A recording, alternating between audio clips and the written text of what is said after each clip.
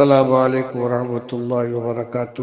حضرات علماء کرام، ائمہ مساجد، متولیان و ذمہ داران مساجد، اس وقت ایک بہت اہم اور نازک مسئلے کی طرف آپ حضرات کی توجہ چاہتا ہوں۔ رمضان المبارک کا آخری عشرہ شروع ہو رہا ہے، جس میں بڑی تعداد میں مسلمان مکمل عشرے کے اعتکاف کے ارادے سے یا کم و بیش شب گزاری اور نفلی اعتکاف کے لیے مساجد میں قیام کرتے ہیں۔ اللہ تعالیٰ سب کی حاضری کو قبول فرمائے، دینی ترقی کا ذریعہ بنائے۔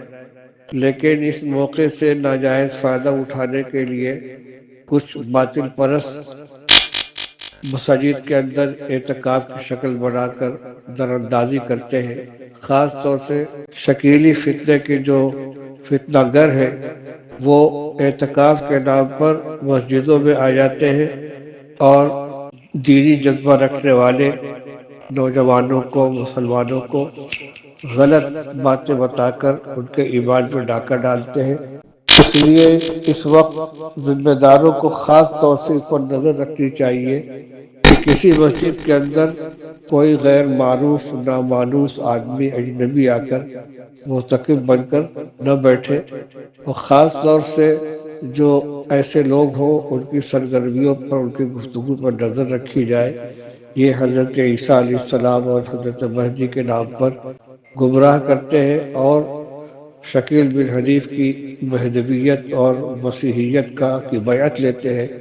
اس لیے اس موقع پر تمام لوگوں کو چوکنا رہنا چاہیے۔ ہمارے ایمان کی حفاظت ضروری ہے۔ ہمارا ایمان ہمارا سب سے قیمتی سرمایہ ہے، اس لیے اپنے اور اپنے متعلقین اور عام مسلمانوں کے ایمان کی حفاظت کے لیے ہمیں اپنی ذمہ داریوں کو احساس کرنا چاہیے۔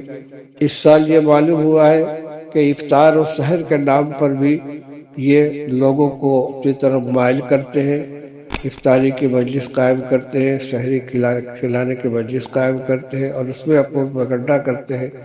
یہ فتنہ بہت زیادہ پھیل چکا ہے اور برابر سر اٹھا رہا ہے، اور ان کے جو عقائد ہیں اس کی روح سے یہ قطعی طور سے ایمان سے خارج ہے۔ دارالعلوم دیوبند اور بڑے تمام دارالفتہ کی طرف سے فتویٰ دیا جا چکا ہے کہ شکیلی بھی قادیانیوں کی طرح ایمان سے خارج ہے، یہ مرتد ہے۔